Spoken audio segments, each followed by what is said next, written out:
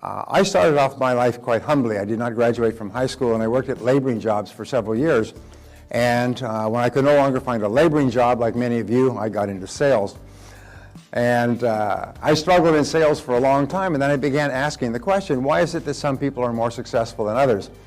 Later, I studied and I found that very often a key question will hit you at a particularly vulnerable time in your life, and your whole life will go off in a different direction.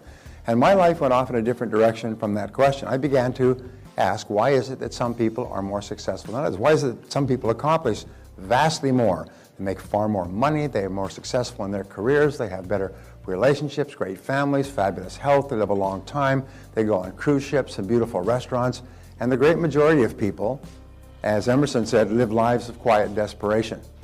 I think quiet desperation means that they feel that they could be doing far better than they are.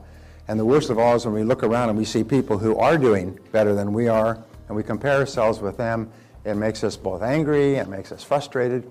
And here's the great discovery. I thought at the beginning that people who were more successful came from better families and had more money and went to top colleges and were more intelligent and had more creative and had better personalities and were more attractive.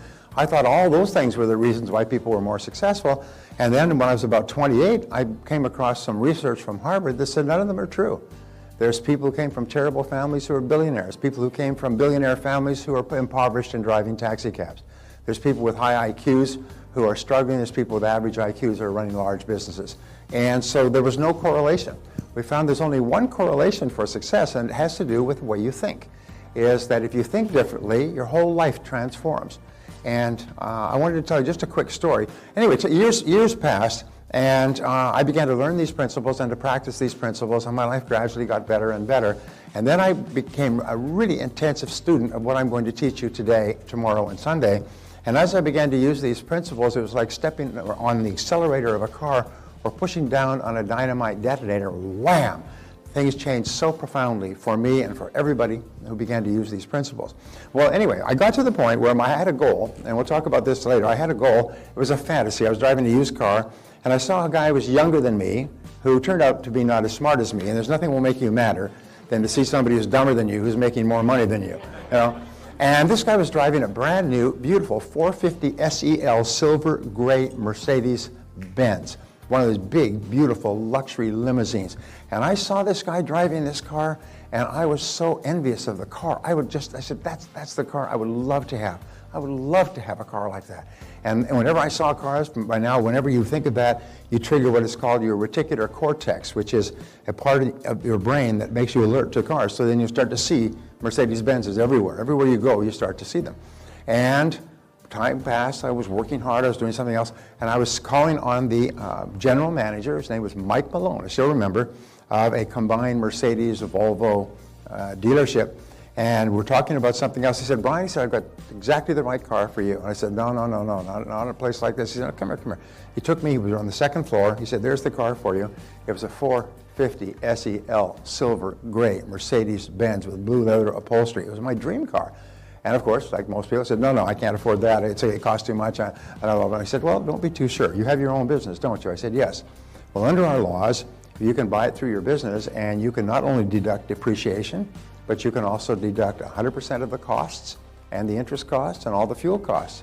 So, and I said, but I couldn't afford the, he said, we'll take your car as a down payment, so you'll have no down payment. He said, let's work out what it would cost. It worked out, after everything, it would cost me $120 a month to drive that car. So I drove it home. And Barbara said, oh my God, what have you done?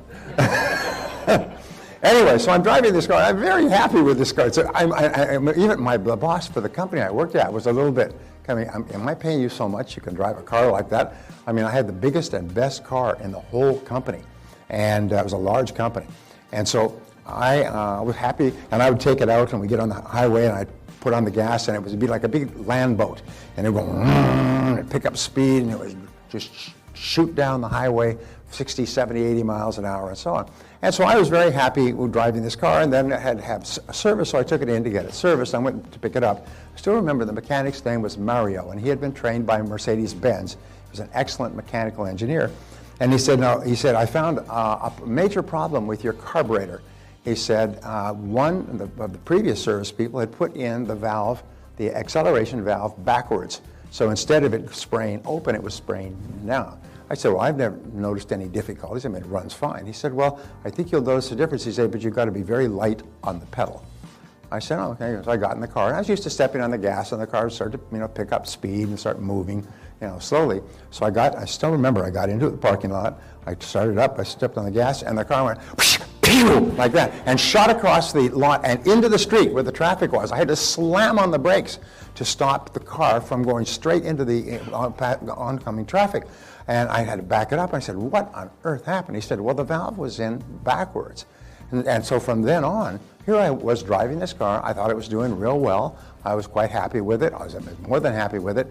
But with one change of one valve, was able to turn that into almost like a racing car. I got 3 speeding tickets in the next 30 days. I mean, because I would just just touch that gas pedal, and the car would go blam, like a car in a road race. And the lesson that I learned from that was very interesting. It was that within each of us, there's a control valve like that, sometimes several. Sometimes you have to go through, just like a mechanic can go through all of the valves. But what happens is if you can find that control valve and you can reverse it, change it, correct it, and the control valve is mental and emotional and psychological, you can suddenly explode in terms of your potential, and what you can do and what you can accomplish and how you feel about yourself. All of these wonderful things can happen for you.